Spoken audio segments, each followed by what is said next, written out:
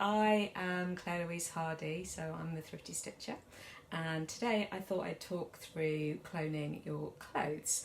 So this is a clone of this dress. So this dress, I'll just get behind her so you can see. This dress is one of my favourite dresses, and your arm kind of comes through here. So it's a really, really simple shape. I've got a couple of these and I wear them quite a lot because, like I say, they're really comfy and easy to wear. It's all looking good, thanks Kate. Anyway, last summer I was teaching and it was so hot that I had a little fit and flare dress on and I thought it was going to faint, and I saw this fabric in Satisfaction and I just needed a dress that was super away from my body, easy to wear. Okay, so do as I say and not as I do. So I bought this fabric from Shona and I came back to London. Hey Amy! Came back to London, made myself a quick copy, didn't wash the fabric, so it's actually now a little bit snug. Okay? So this is a knitted dress. Now that what I mean by that is it's not a jersey dress, it's actually like a fine knit, so it's called a fully fashioned knit. So the collar detail here, which you can't really see on this one, that's been shaped in the factory to fit. So when you make a copy of something, I'm not going to be able to do a knit like this, so I'm going to have to make some little adjustment. What I also didn't think about when I made this copy is, again, because this is a knit, it has a very narrow hem, and so I had to put a split in this version because I couldn't walk in it. So you really need to think about the fabric that you intend making your new version from, plus the original version. So ideally my first copy of this should have been in another stretch, but I was impatient and I needed a dress. Okay, and then if you notice, I did something here. So because I was going to have to do a different neckline finish, I thought I would do a nice easy one and put a binding, and I quite like the idea of just putting a little keyhole. So in my next version of this, I won't open the keyhole so much because it kind of wiggles about a bit. So these are things that you can, in your clone, you can improve on the original if there's some things about the original that you didn't like. So I could make this longer, I could make it wider at the hem. Okay, so I have the one that I'm going to use to make the copy, so let me just take her out of the way. Now I am going to be tilting the camera, so it might be a little bit jumpy guys, so bear with me. I have been practicing all weekend, but it's brand new technology, and me and technology don't seem to be friends right now. Okay, so this is my other version. Okay, now the black one, what you can't tell is it has a massive run all the way down the front, so I need to kind of darn it, and it is looking a little bit tired. And again, the same with this blue one, so this is also looking just a little bit limp and tired, but I love the colour. So essentially, I'm not sure if you're going to be able to see this any better. Can you see it's got a rib band that's been joined into the neckline? So that's what I can't do. I have to think about a different way of making a neckline. So when I lay this flat on the table, what I am looking at is, okay, so I'm just going to keep it flat while I'm assessing it. So the front and the back piece of this dress are exactly the same, apart from the neckline. So normally I would fold a garment, I'd open it out, centre front to centre front, centre back to centre back, and pin these in half at the side seam, and that way that's how I lay it down. But because this is such an easy garment, so I can take my garment knowing that the front and the back are exactly the same apart from the neckline height, and on the back I'm folding it exactly in half. So patterns are always a quarter of the body, so I'm going to make a pattern piece for the front and then another pattern piece for the back. So I'm making a quarter piece of this dress. Okay, all right, so I'm just going to run through some tools that you need for this. So I find it easy, the best way to do this is to have some kind of a cardboard surface that I can anchor my garment into. Now this is a cardboard cutting mat, and it comes and folds out into segments, and I use this a lot for clothing. So they're no more than 15 quid. MinervaCrafts.com sell them. You can also use some cardboard that you've got lying around. I have tried it with a yoga mat, that didn't really work so well. I've also tried it with a blanket or a towel, that doesn't work so well. I find the cardboard really helps to anchor in. Then you're going to need some pattern paper. So I like to use white tracing paper from William G. I think you can also get it from printer papers. Now, a lot of people, pattern makers, use dot and cross, and I don't use dot and cross because then every pattern piece has to line, the grain has to line up with the dots and the crosses on the paper. And so you waste a lot of paper, and I would prefer to maximise using all of my paper. So I buy the plain white version, and it is see-through enough to actually be able to trace, so it's quite a good product. You're then going to need some kind of a ruler that's got a 90 degrees, because we have to do lines that are squaring out. Pencils, so hopefully you're going to be able to see because I've got some colour on this one, and then you need a tracing wheel. So this is a serrated tracing wheel. I also use a needlepoint tracing wheel to do this. I'm using really thick fabric. Now this is quite a delicate knit, so I'm going to use a serrated one because it's not going to damage my dress. And then this is not essential, but sometimes I find this is a little cheats way of making sure you've definitely got all the marks on the other side. So this is dressmaker's carbon paper, okay? So, can't see what's going on my computer, so I'm going to get it out of the way. Bear with me, I'm going to bring my table over and just lay this down onto my work surface. And then I'm going to place my pattern paper on top, so hopefully you can see what I'm doing. Another reason I like this cardboard mat, because it's got straight lines underneath, I can use that as a marker. So before I get started, I need to give myself some baselines, and the first one is going to be the fold line. Now I could use the edge of my paper. I like to draw myself a line parallel with the edge in case this is slightly wonky or raggedy.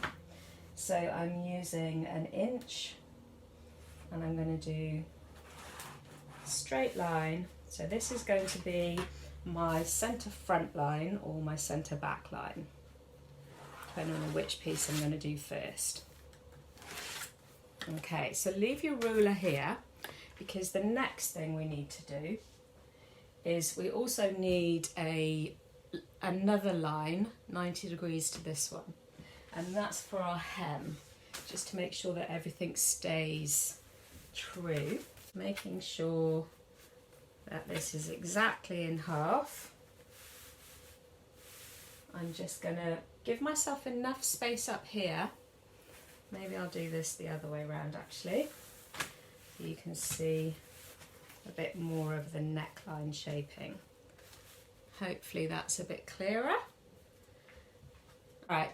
So I've got and this is actually my centre back, and I'm lining this up, and I'm just giving myself a little marker where I need a vertical line up here. And again, I'm leaving myself enough space for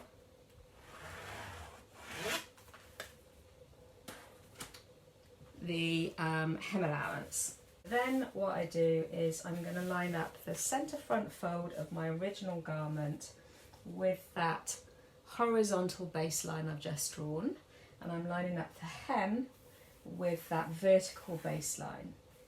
And if you want, you can mark this hemline, and then I'm going to write along here, centre back. So get your patterns marked up as quickly as you can so you don't forget things. Okay, now for this job, sometimes I might use big old chunky pins. Hey, I found them. Okay, so I'm going to start by anchoring just up here. And a little trick for this, I'm not sure if you're going to be able to see from where I am, but I actually put 2 pins in like this, and that will stop it shifting around. Just a solitary pin will also sometimes will allow it to kind of jiggle about. So I'm going to get my centre back line marked all the way along.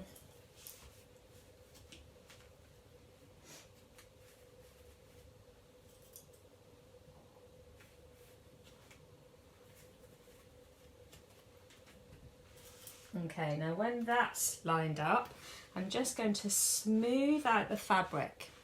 So I want to make sure that I'm getting this at slight tension. Otherwise, the pattern piece is going to be smaller than the original garment. And what I should have said to you guys is that usually I will give myself a little map. So let's say, for example, I've got, for this, I've got a front panel, I've got a back panel, I may need to have some kind of a facing to finish off the neck. So however many pieces there are in your garment, just give yourself a little note so you know what you need to trace.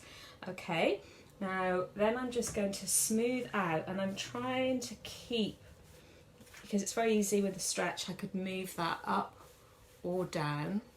So I'm sort of keeping the cross grain of the fabric at 90 degrees to that first horizontal baseline, and then I'm anchoring that corner there. So there's a very slight angle here, and I need to make a note of that because that's what allows this to sort of drape away from the arm. And then I'm just going to anchor the sides a little. So having this cardboard just makes everything really, really secure. Next, I've got a choice. With such a simple shape like this, I can literally trace around the outside.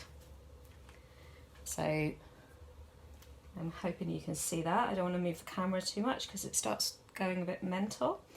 So I'm just following that line and making a little note. I like to put a sort of cross where like there's a corner point, and then I'm going to follow that down like that.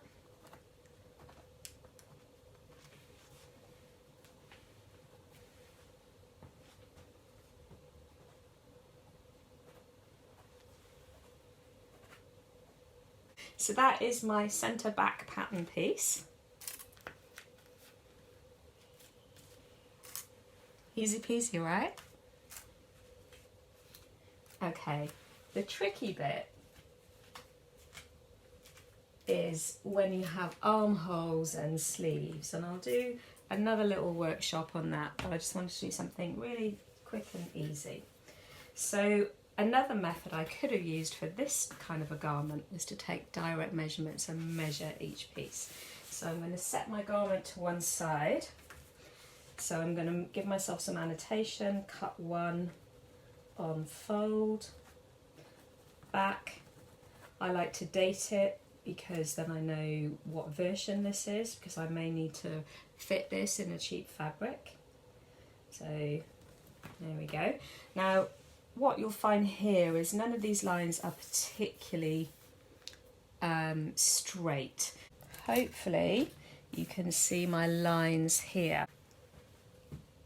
Okay, so now I need to do something called truing. So each of these lines that I've drawn, okay, so here I've got this shoulder line. I might change my pen to see if this makes it easier. I'm going to take a ruler, and I forgot to mention that a French curve like this one, this is my favourite one because it's got what's called a grading ruler here, and they're in different colours. So that makes it really easy to see. So from this point, the version that I've traced has got a little dip in it, and that is just from having been worn a lot and laundered. So I want to straighten that off. Okay, and then this line here It's also got a little bit of a dip, but the chances are originally that was a straight line. So when you're copying clothes, you will find that there will be distortion from where it's been laundered. And then around the neck, I'm just going to mark this, and hopefully you can see. Now the shape here, as it hits this horizontal line, it needs the very first centimetre or half a centimetre, it needs to be a right angle to your fold line. Otherwise, when you make your clothes, you're going to get a V down or a V up, okay? So in order to have a nice curve, you have to make sure that that very first little junction is 90 degrees to your fold line.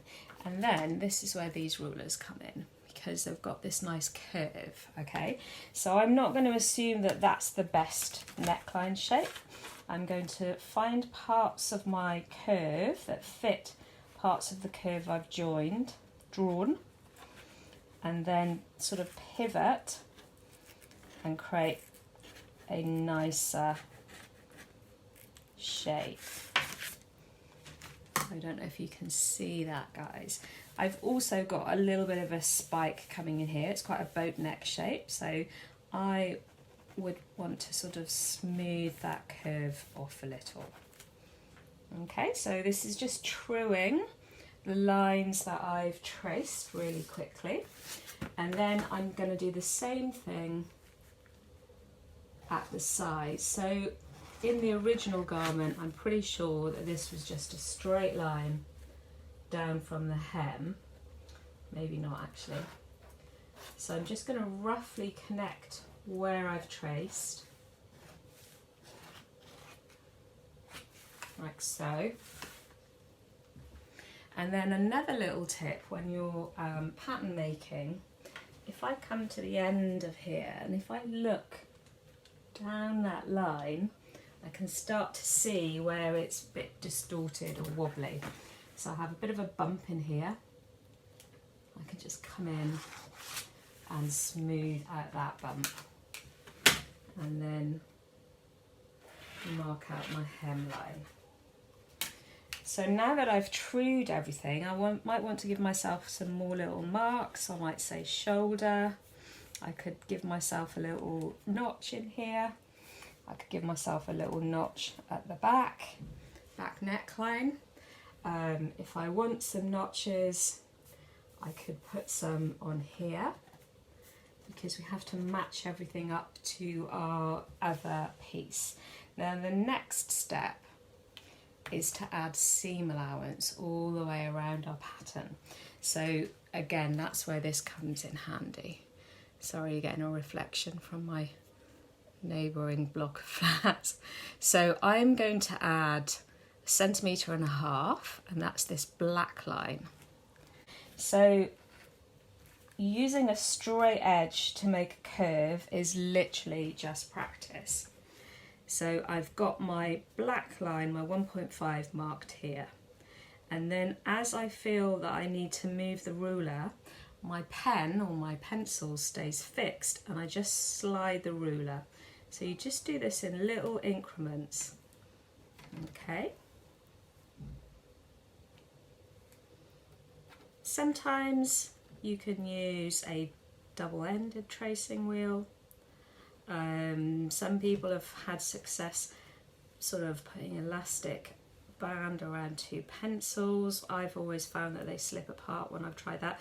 Now I'm doing this, it looks very disjointed because I'm trying to do it slowly.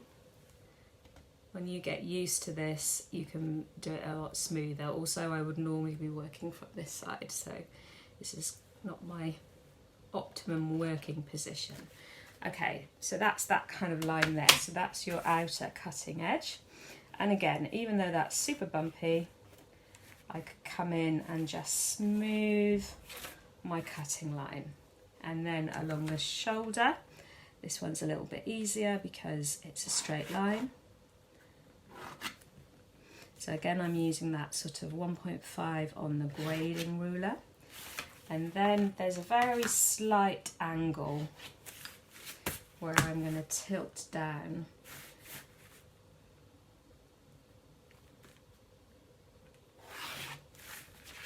Great. So I would go all the way around the garment and add my seam allowance just on this piece. Okay, so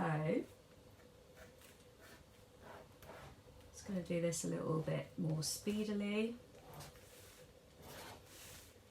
I'm afraid I can't see if there's any comments because Facebook on my computer, it's just got it as a pause. Back pattern piece, and I'm going to do the same thing and make a copy of my front pattern piece.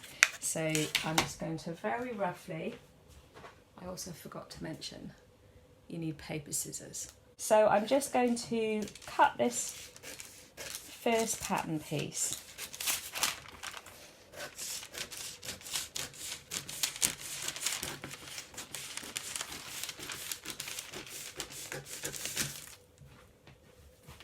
And the one place I didn't put hem allowance is on the bottom, so I'm just going to leave quite a lot of allowance on the bottom because it might be something that I want to think about adjusting the length, so I can come back in and do that in a moment. So I always extract the pattern exactly as it is, and then I alter my extraction. If you try to do your improvements while you're extracting, you're definitely going to get in a bit of a pickle.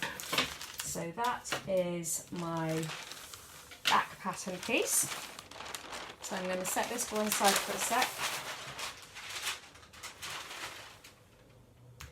Swing everything around.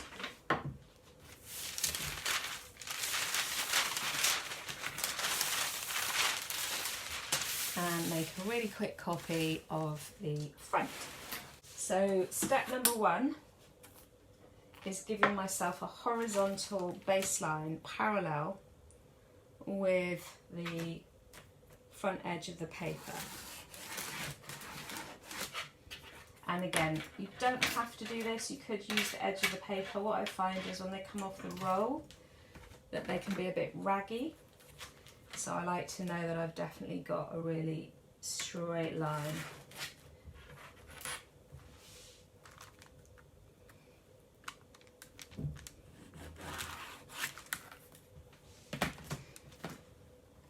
Now I'm going to take my garment and I'm going to fold it the opposite way. So now I want to fold it in half so I can see the front neckline.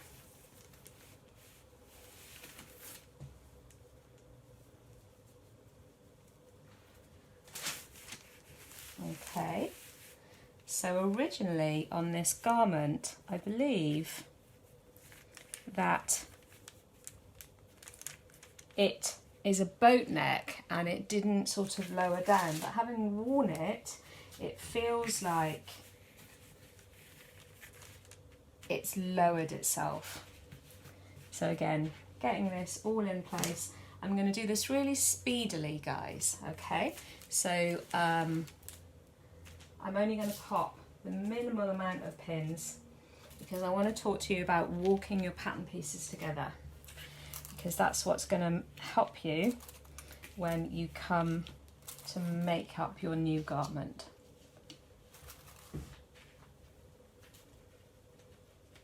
Okay.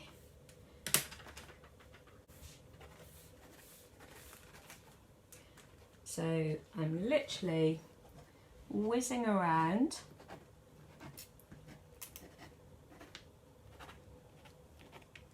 giving myself a little note of where that kind of corner shape is, and then coming in like this. Okay.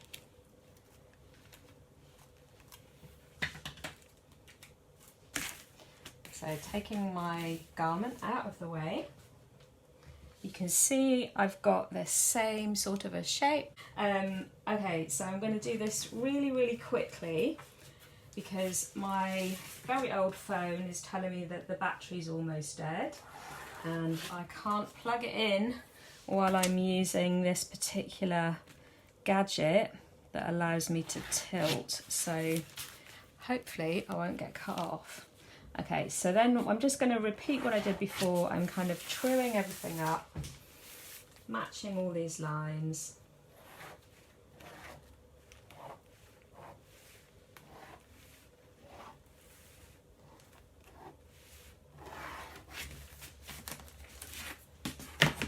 So one thing that's important to note with this particular garment is this little corner point is the shoulder seam is only stitched between these 2 points. So give yourself some kind of an annotation. This is where the arm goes in, and that allows all the fabric to kind of droop and create this sort of soft shape. And then I'm just going to come in and do this quickly freehand. Okay, so this is my front pattern. Okay, so we need to make sure that everything is going to match. So this is what's called walking the seams.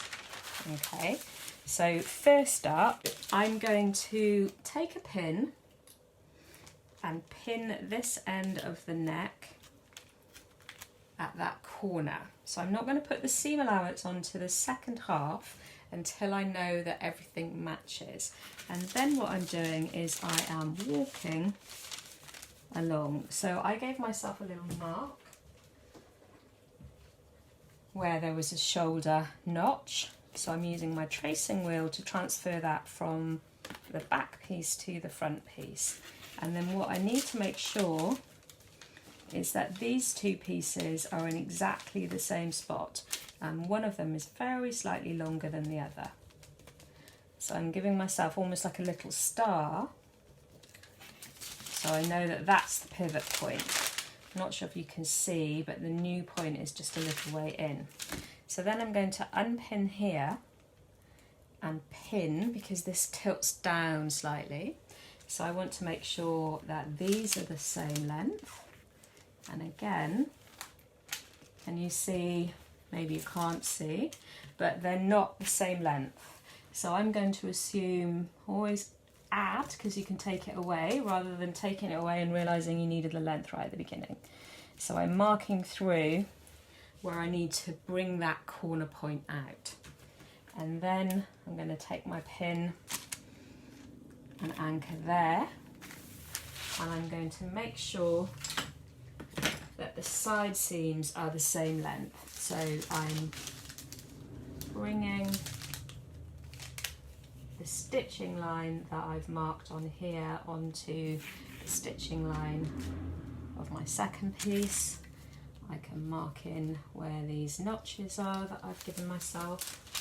And where it starts to sort of bend away, because there's a little bit of a curve in this garment, where it starts moving apart, you put a pin. That's why it's called walking, and then I'm just walking the paper until it sits back on this line. So I often use my pencil or my finger to pivot. So you're just literally swiveling this with a sort of anchor, making sure that the lines all match up. Again, I've got a notch here. Following this, and what I can see here is, again, the front piece is just a little bit shorter than the back piece. So I'm going to mark out that corner, ready to adjust the underneath piece. All right. So now I know that they're going to be the same length. I've given myself notch points, and I'm going to remark these corner points, and I'll redraw these in place. So giving yourself a nice smooth line. I'm doing this super speedily so that I don't get cut off. Okay, and it helps to have a different colour for your adjustments. And then this line from here to here, that was different, so that's a new line there. And then at the bottom, I want to make sure when I extend the length at the bottom, I need my hem to be kind of horizontal, because otherwise this is going to go off grain. So I'm adding length all the way down here. Okay, so now I would want to look at the shape of my neckline. So I'm going to flip this upside down because of the way that I've traced it. I know that these shoulder points match now, so I'm putting a pin on the stitching line of the back piece over to that pivot point, or the end of the shoulder up here. So what I'm looking at here, this is called checking your run, is there's a bit of a spike there where these two connect. So that could be okay because it's quite a boat neck shape, but I don't really like that shape. So what I would do here is either scoop this out a little bit more, which is my preferred way because I know that this neck actually is a little high on me, or I could add in here. So what I want is a nice smooth arc running around that neckline. And then again at the front, I think that could all come down a little bit. So I'm doing this super rough. So you can see why I haven't added seam allowance onto the second part of the pattern, because I've made adjustments, and so I wait until I've done the adjustments.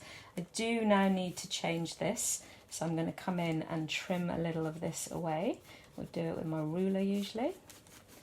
Okay, so here I'm looking that that's a really nice kind of run to go around the curve of the neckline.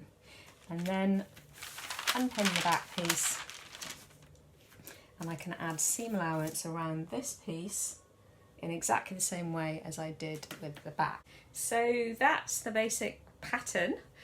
There's something wrong with what I did with the neckline on this. Can you see how the whole thing is tilting off? So again, that's why when you make clothes or patterns, you would do what's called a wear test. I think when I opened this out too much, that's why it kind of slides off, but also it's a much slippier fabric than my knitted fabric, so I think that's not helping either.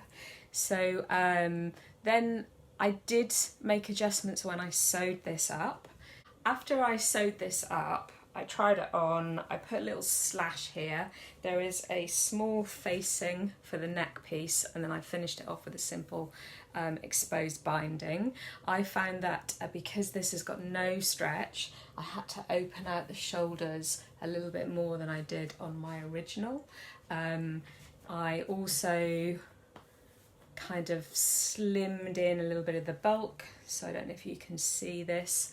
So it's kind of like a massive T shape, and then where this drops away, that kind of falls under the arm, so it gives you this kind of nice little bit of draping.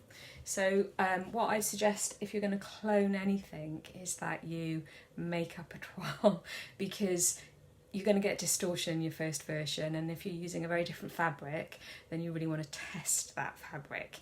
So has anybody got any questions? Did that all kind of make sense? I think I'll do a slightly more complex garment on a different kind of live stream, because I think it can be overwhelming. I want to do something really quick and simple. I've got some beautiful fabric, I might show you guys later, which I've been meaning to make another one of these, and it's perfect. I have got a little handout that I could probably drop down in the comments below. What other sort of altering would I do? Okay, so the original drapey dress, the original jersey dress is actually quite short, so I might want to give myself, I think I did give myself a little bit of length. I had to put a split in this, and because when I washed it, it has shrunk in the length, I am going to possibly have to make this version a tunic, all very clear. Yes, you can clone a dress with darts, so I will do something with darts. I just wanted to check if I could actually show you on the table and do all of this with the new little gadgets that I bought. So find something really, really simple. So I think just getting your head around the concept. You're welcome, Sian. Thanks for stopping by. I hope that you guys are all right in quarantine. I've taken my blinds down, so I've got a whole bunch of neighbours. There's a big block of flats over there, and I'm sure they're looking at me like, why is she talking to a camera? Could I show you how to do a sleeve? I can show you how to do a sleeve. Not right now, Sandra, because I think I've probably got about 3 or 4 minutes. Yeah, I will do another one on sleeves. I need to have a little look and see whether or not this was clear enough for you guys. Yeah, I might do one late afternoon, so even if you are still working, I know a lot of us are working at home, but we are still working. That's why I'm trying to do these lives at the weekend. Yeah, and I'll get that prepped. I just need to make sure that I can get all my ducks in a row and actually live stream and be able to move the camera and all that kind of stuff. So any final questions? Do I have a general rule for measuring length for changing to a V-neck? My general rule would be to measure yourself. So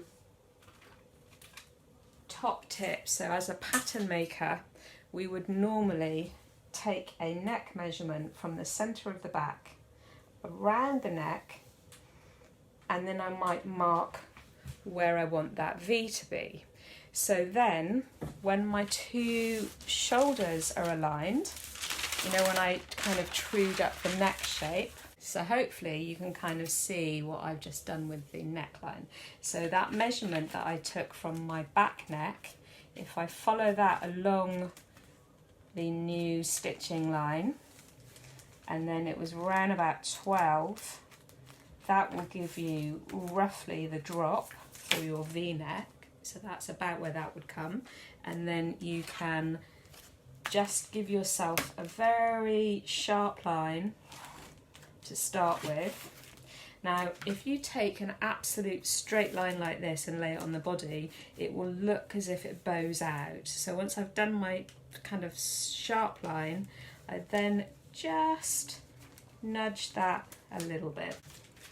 Just putting a little bit of a curve. So V-necks are not absolutely straight lines. They've got a little bit of a curve to go over our collarbone, and not a lot, but that gives you the look of a V. Okay, can you see that line there? Let me see if I can. So this would be my V-neck. And then it's always better to have this higher for your first test. You can bring that back down, but it's very difficult to add fabric back in if your V-neck is too low. But you can take a measurement from the base of your throat down to where the V-neck needs to be. The downside of doing it that way is what you might find is you'll make it too long because maybe the pattern wasn't right up in your throat. So it is easier, it is better to take a back neck measurement to where you want the V to be and line up your shoulders. Oh, sounding calm in stressful times. The thing is, I've distracted myself from the stress of the world by trying out brand new technology. So the last time I did this, it was all a total fail because I bought some software that just didn't work at all. All right, so I think I'm going to finish here, guys. Thank you so much for joining me. I hope you're all safe and well, and that those you love and care about are also safe and well. And I'm going to be back on here doing some more lives. Let me know in the comments below if there's anything that you specifically want. And take care and enjoy the rest of your Sunday.